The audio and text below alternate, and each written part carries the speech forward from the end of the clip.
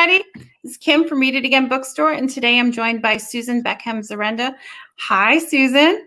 Hello, Kim. So nice to be here and be with you and have a wonderful event this evening. So I see something very special over your shoulder. What is that? That would be a copy of Bells for Eli, which we're going to talk about this evening. And here it is, available in Read It Again books. It's a good-looking cover.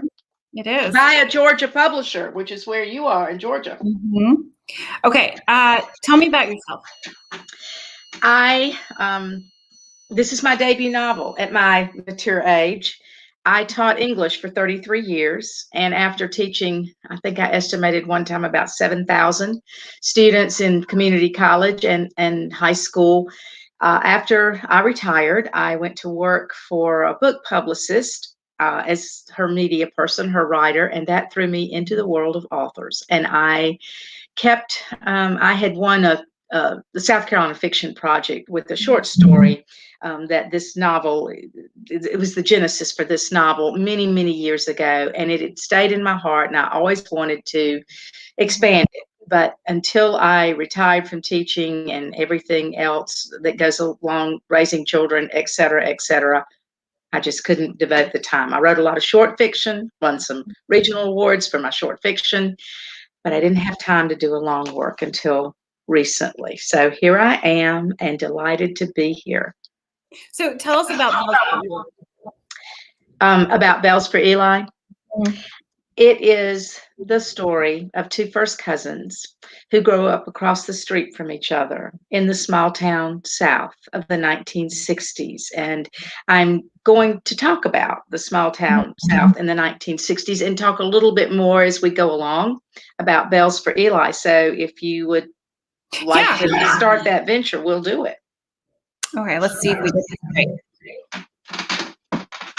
Okay, and I am going to disappear, but I'll still be here if you need me, okay? Thank you so much, Kim.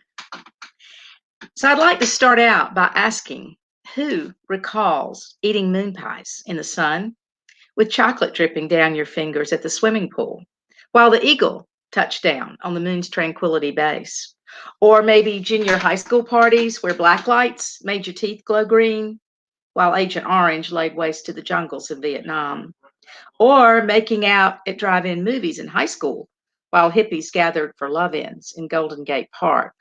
This was my era, a contradictory time, teetering between devotion to conventional values from the 50s and the desire to do what you feel in the 1960s and 70s.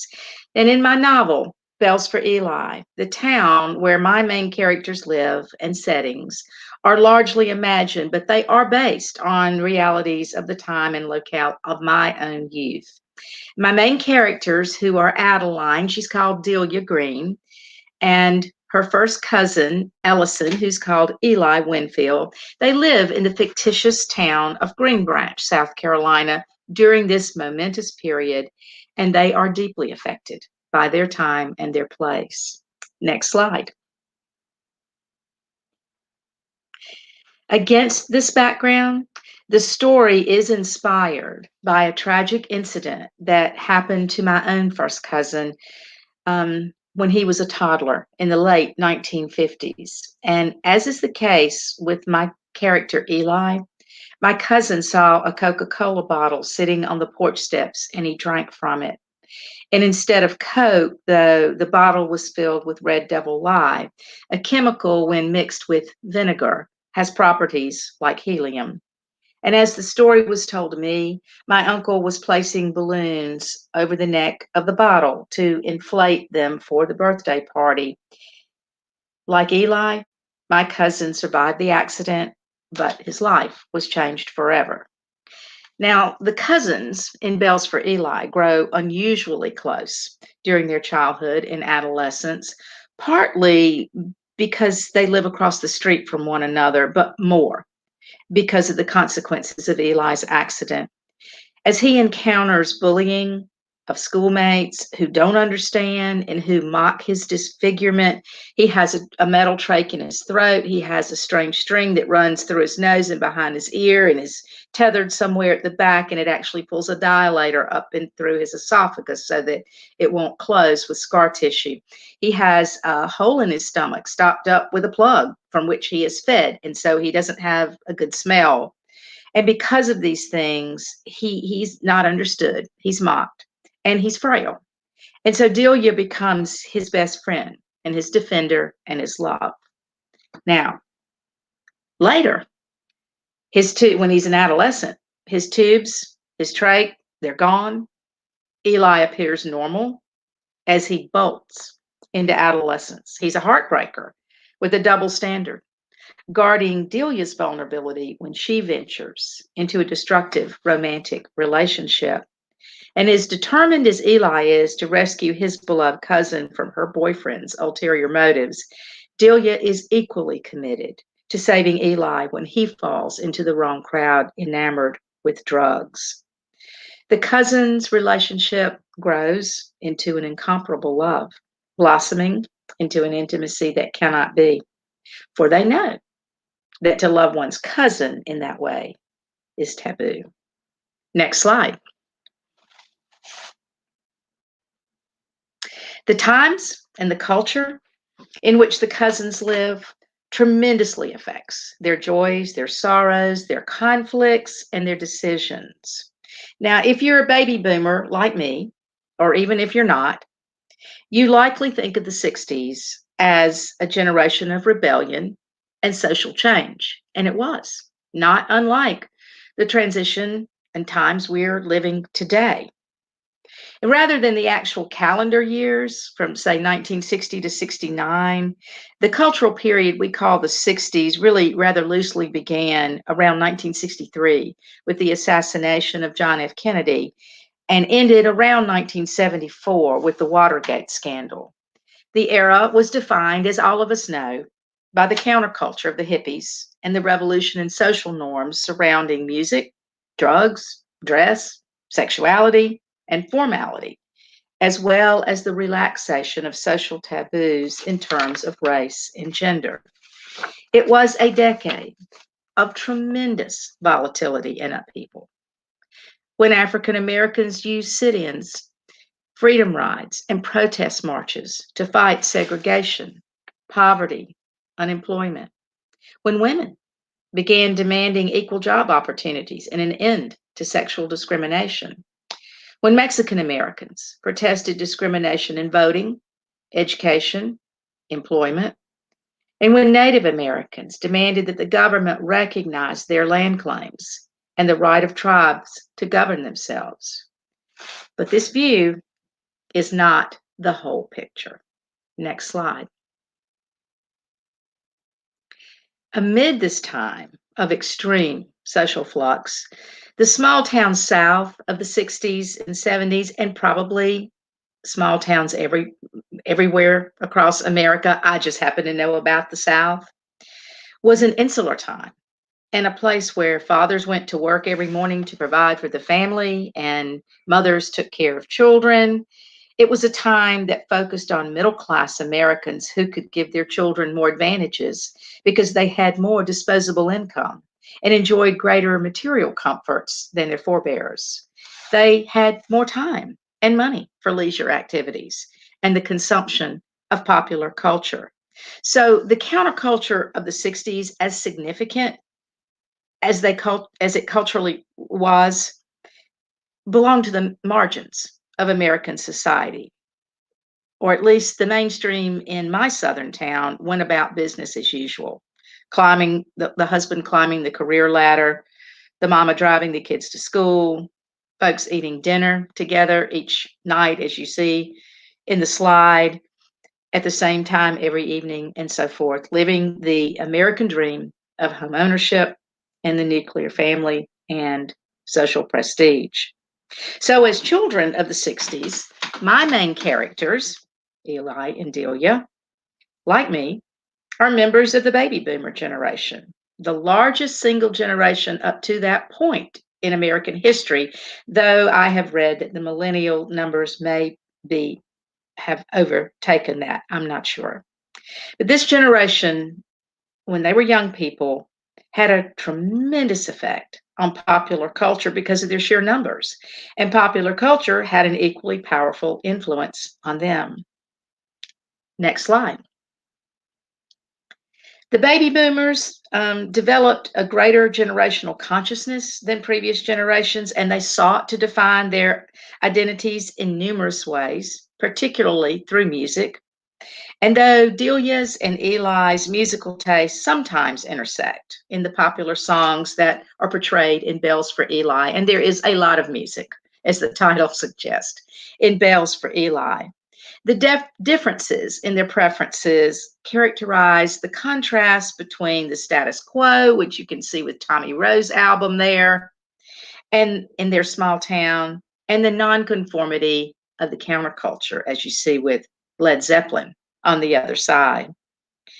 Emerging from the introduction of rock and roll of the 1950s that celebrated themes of young love and freedom, think of Bill Haley and the Comets.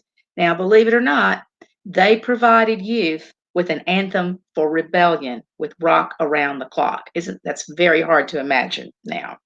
And Elvis Presley's gyrating hips that were censored on the Ed Sullivan Show, and I remember seeing that show, you could see the singer only from the waist up. Well, 1960s music, popular among teenagers, split into a number of genres, as it does today. The major divide being between what was commonly called soft and hard rock. Exhibiting his rebellious spirit in the novel, Eli gravitates toward hard rock. Groups like Led Zeppelin, The Who, The Grateful Dead.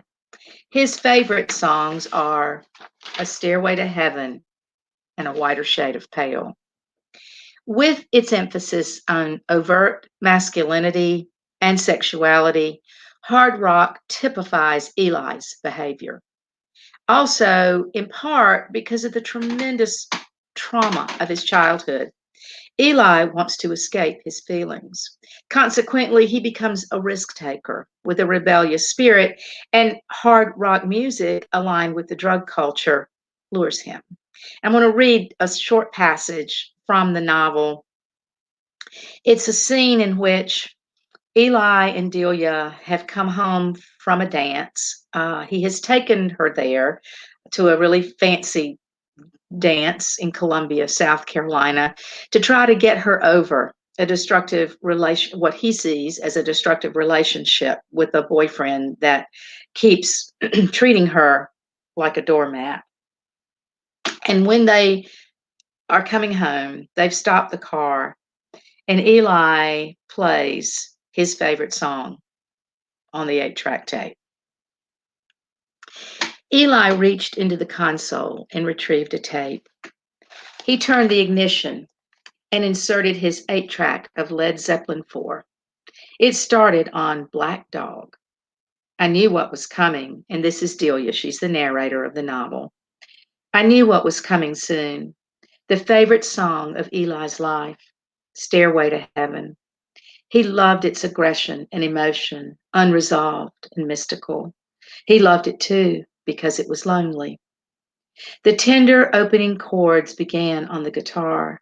The recorders followed with their sweet and expectant melody, reminiscent of time long ago.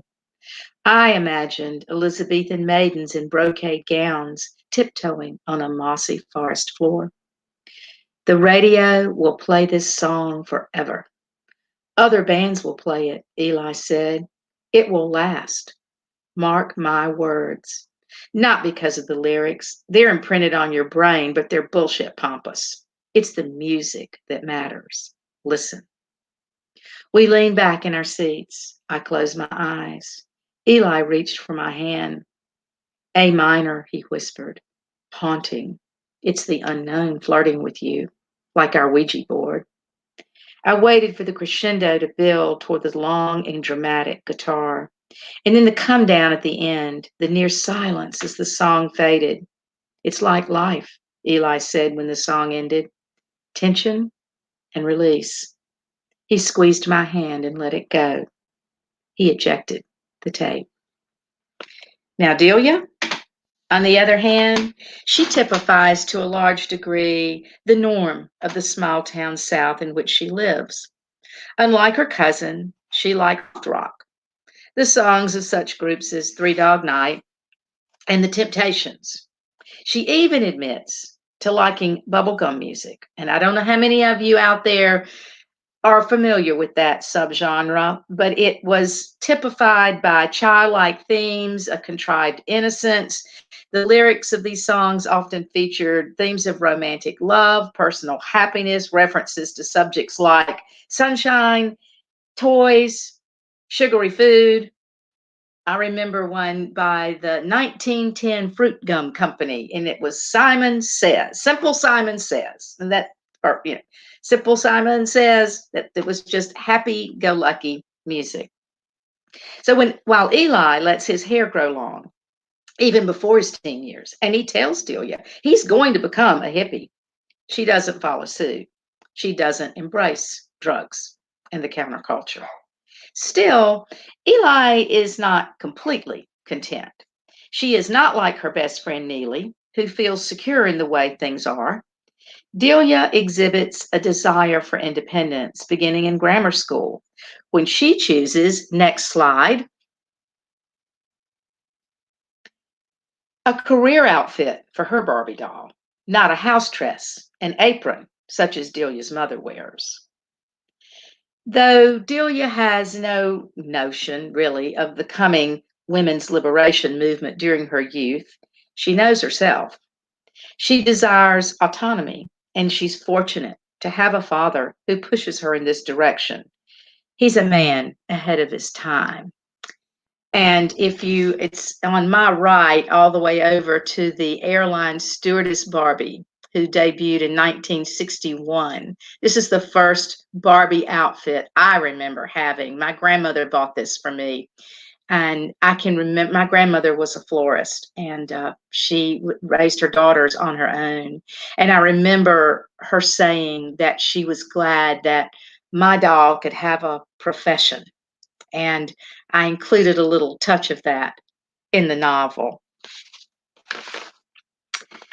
I wanted to read another passage, and this one occurs when Delia returns home after she and her cousin Eli have been victimized in Eli's yard by new boys in the neighborhood.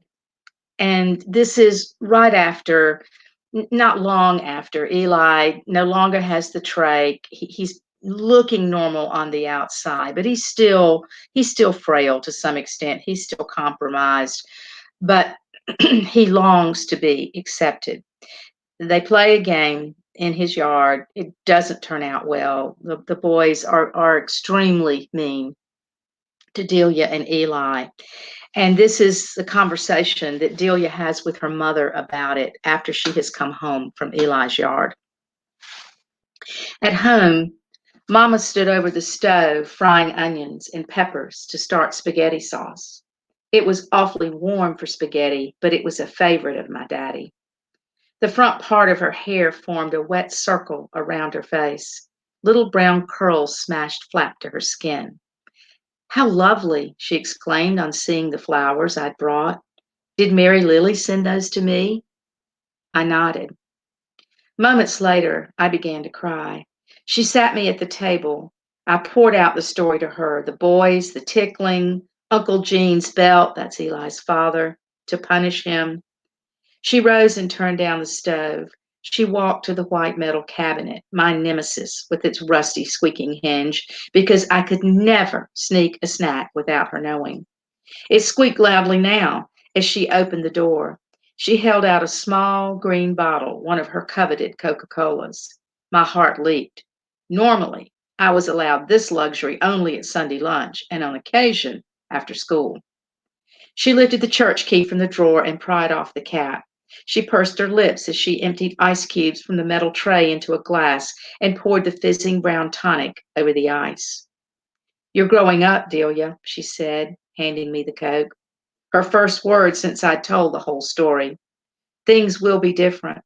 It's hard for me to explain, but let me try. Boys play differently, she continued, and it's other things too. I know you love Eli, and you always will be close. It's just that you can't tell me not to play with Eli. He's my best friend, I interrupted her, all but shouting. Coke burned up my nose. I started to cry again.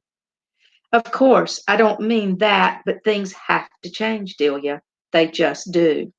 But Eli isn't like other boys, I said. I love him more than my best friend, I started to say, but didn't. It was Dale and Drew and Craig who caused all the trouble, I said instead.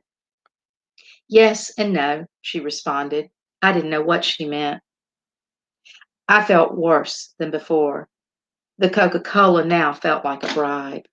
Never mind, Mama, just never mind. I shouldn't have told you, I said, and left the last few sips of Coke in the glass. Delia, she called, when your daddy gets home, we can talk about this better. But I had already left the room and pretended I didn't hear. So Delia, she pushes against that mother, and that's one way she shows her sort of early autonomy and independence to be who she wants to be. Now, in addition to music, next slide, television provided the American population with the experience of accepted social patterns that began in the 50s and continued into the 60s and early 70s. But unlike music, there were very few television shows that projected anything anti-establishment.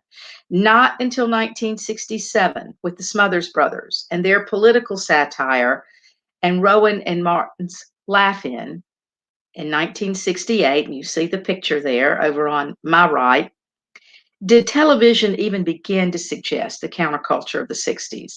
Laugh-In was a play on the love-ins of the 1960s hippie culture that were common, of course, in protest associated with the civil rights and anti-war demonstrations of the time. And the show was characterized by quick gags and sketches, many of which conveyed sexual innuendo or were politically charged.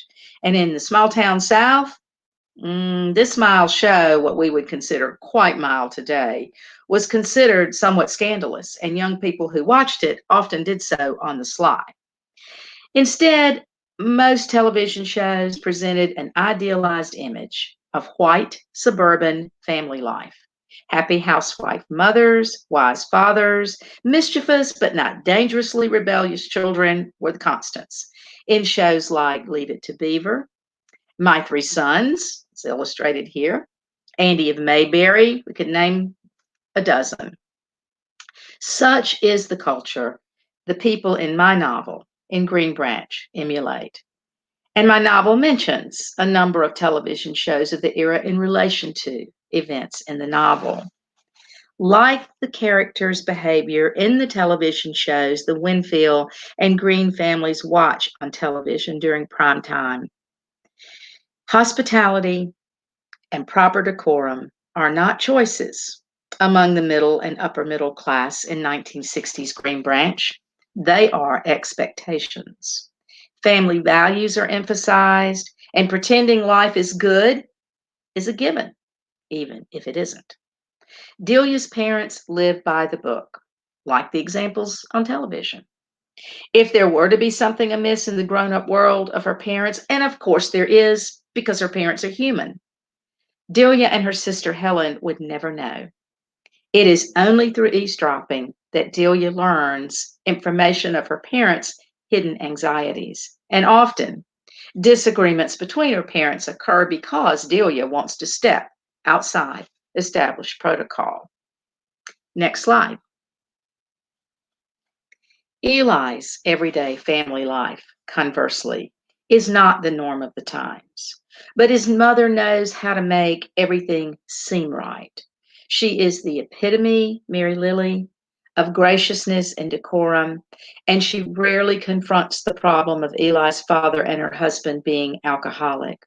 As Gene, Eli's father, rants and raves, acting violently at times in the presence of anyone in his path, Mary Lily mostly tolerates her husband's dysfunction. taking a passive role, as was common for wives in the 1960s. Now, I want to read one final short passage. And this happens actually before Delia comes home and tells her mother of the story of the boys in the yard, really abusing her and Eli. This scene takes place after the boys have left. And so it's an earlier part of the scene that I just read a few minutes ago. And it illustrates the way relationships tended to be in the 1960s. So here, Eli wants to keep the circumstance of the boys in the side yard a secret. And he wants his mother. She has come upon the scene and she knows about it. He wants his mother to keep it secret. And in this scene, Delia observes her aunt's, that's Mary Lily, passivity as her Uncle Gene prepares to punish his son for speaking rudely to his mother. Apologize before we go inside and mean it, or the licks with this belt will be twice as many, Uncle Gene commanded. I'm sorry, Eli said stiffly, and then I saw him mouth to his mother, don't tell him, don't tell anyone what happened. At that moment, no one on the porch was the person I thought I knew. Not Eli, compressed with anger, nor Mary Lily, sitting statuesque, though clearly I saw her eyes brimming. And especially not Gene, unyielding, his caterpillar eyebrows drawn together toward the bridge of his nose.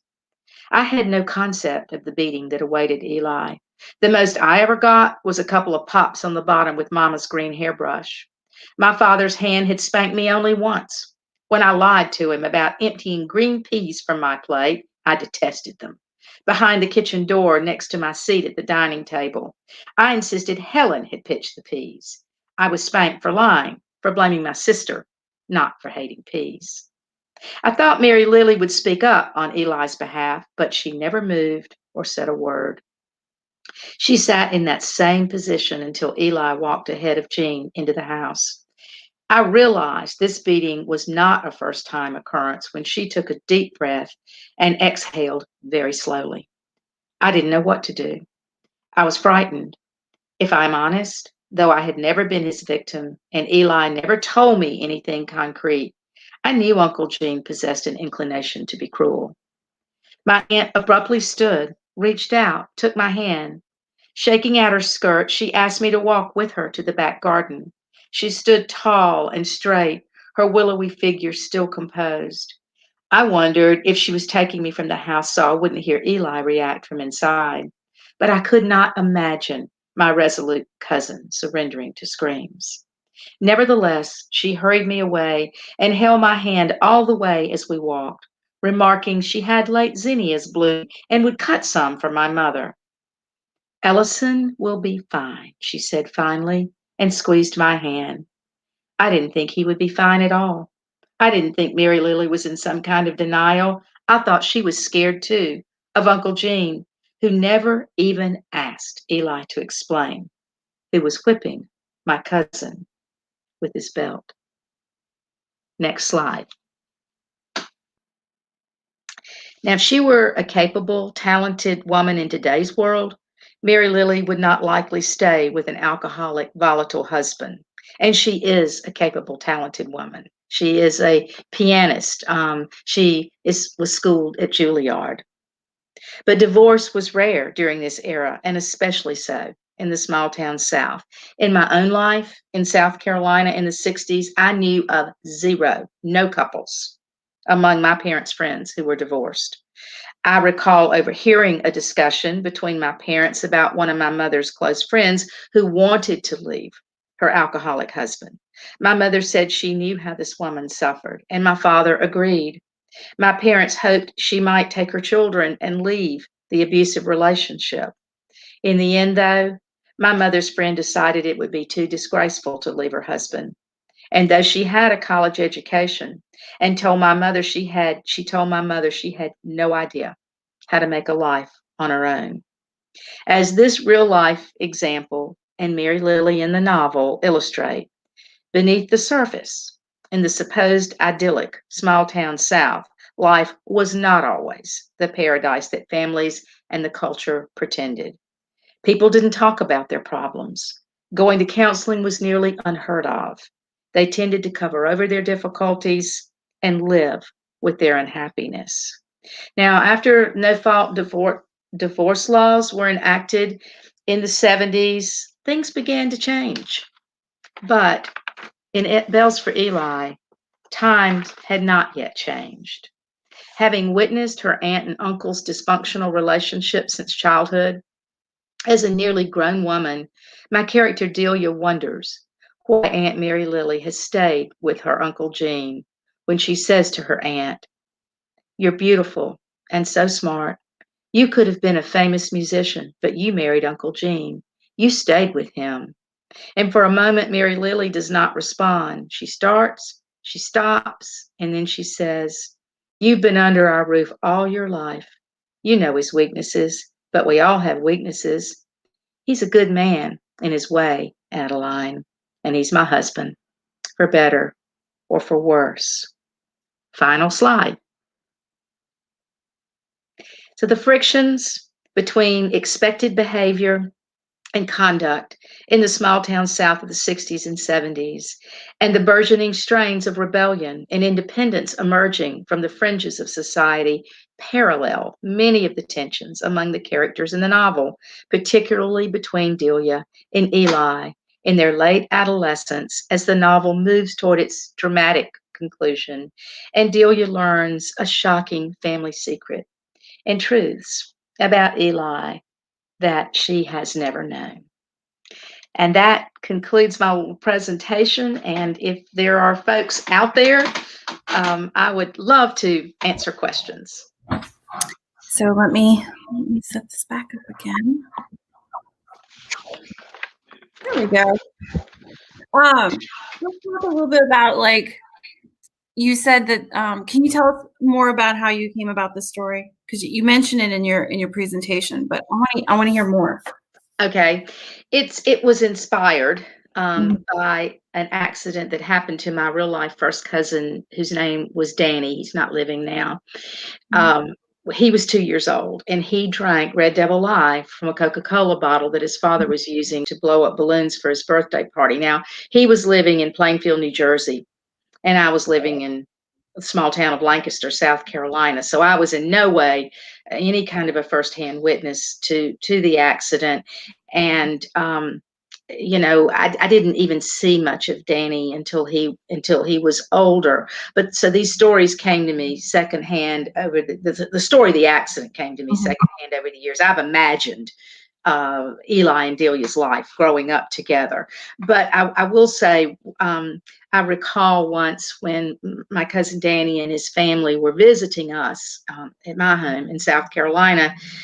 I don't know how old we were, maybe 8, 9 years old. And we were out in the backyard playing, my brother, me, Danny, his 2 sisters, and a friend of mine from the neighborhood named Jean. And she kept asking Danny, what was wrong with him? Why did he have that thing in his throat? Why did his throat run like his nose? What was that string behind his ear? She wasn't trying to be mean. She wasn't trying to harass him, but that in effect is what was happening. And I remember my cousin climbed up to the top of the sliding board in the backyard, and he just sat there. And it was just to get away from the questions. And I realized that was probably something he endured all the time. And when we were older, when we were adolescents, Danny's family actually moved to Charlotte, North Carolina, which was only about an hour from me. And we became good friends. In high school, he dated a good friend of mine for a while. So funny, when my husband first read the manuscript, he said to me, "What are you going to say if somebody asks you if you were in love with your first cousin?"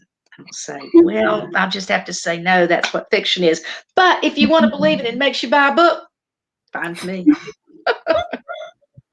Oh my goodness. So this is your first novel, right? And you've Right. written other stuff. So what was it like? You had quiet time and you get to sit down and write it. Are you a pantser or a plotter?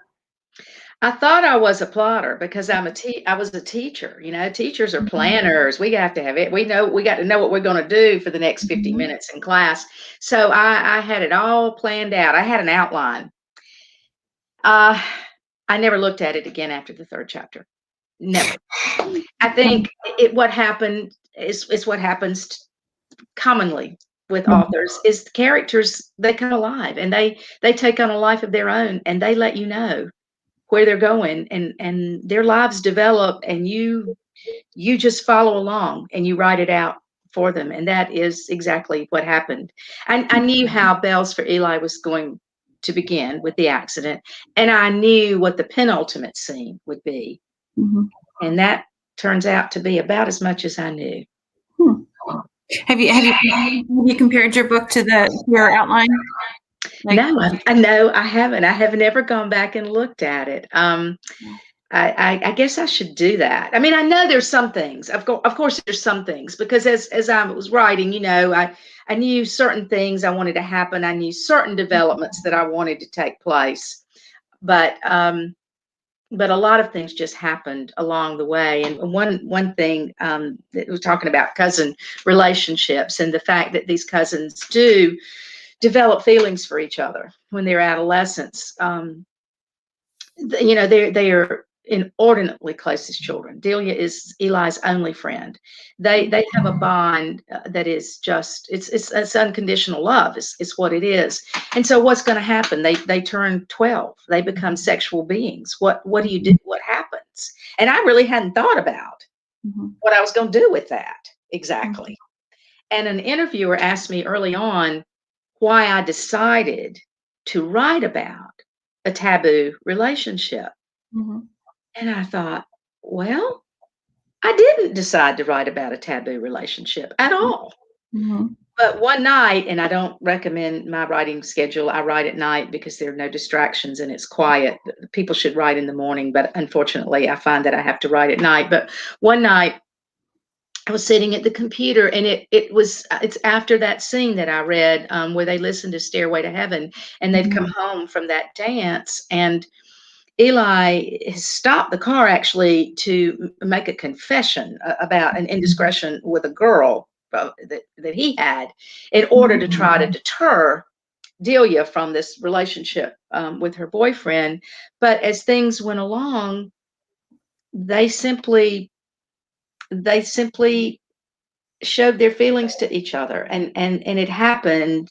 And I remember the next morning reading what I had written and just kind of saying, well, that's that.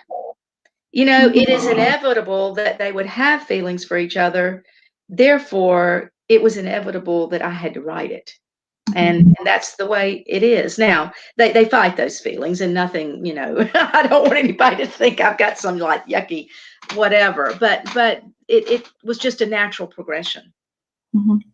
I know you were writing last night. What are you working on now? I am closing in on a draft for a second novel, not set in the past like this one is, but set. It's set in 2012. Because I wanted it to be set before technology took over in the classroom, before everybody had a computer up in front of his or her face. So I set it in 2012. It does that. One of the main settings is a high school. I know a lot about teaching English in a high school. But the English teacher is not me. She is so much nicer and funkier than I ever was. But it's three main characters: a female English teacher, a white boy who's very wealthy and very, very brilliant, and a biracial girl who lives in a motel. And the boy and the girl meet when the boy finds himself unexpectedly in a day of in-school suspension, a place he would never thought he would land. And so the novel takes off from there. So we'll see. Well, I'm weird sounds going on. Do you hear it too? Is it just me? I kind of hear you coming and going a little bit. Okay. Well, we have copies of Bells for Eli in stock. Susan, you're local, so if you're ever in the area, please stop by and find them. I would love to do that. I would love to do that. And I could send you some signed book plates as well. That'd And be as, cool. and as soon as we open up, I would absolutely love to come and visit the store. I'm can't wait. And I hope that you get it all put Fixed back up. together. You've had that bad situation the last 3 weeks and got to get your whole thing wrapped back into the beautiful package of the store again. Oh, thank you. Yeah, I know. I'm ready. I was in our original bookstore the other day, and I was like, I miss you. I'm like touching walls, and I'm like, I am ready to come home.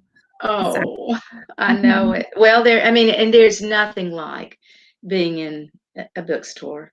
There's something spiritual and mystical and tactical at the same time. I mean, I think it would be, it's kind of like that being in a library too. It's a wonderful, wonderful experience. So it must be something wonderful when you're not taking care of flooding to get to be in your bookstore every day. Yeah, I miss it. All right, guys. Well, thank you everyone for joining us. Sorry about the sound. We have copies in stock to support your local independent bookstore. You don't have to buy Bells from Eli from us, but we would love it if you did. I'll put So would I. I put links in the comments where you can find the book, and I also put a link to Susan's website so you can read up on her. It's a cute website. I like it. She did a good job. Yeah. Okay, guys. Well, let's put this up, and good night, everybody. Have a good day. Oh, good night. Thank you so much, Kim. Thank you. Enjoyed being with you. Oh, thank you.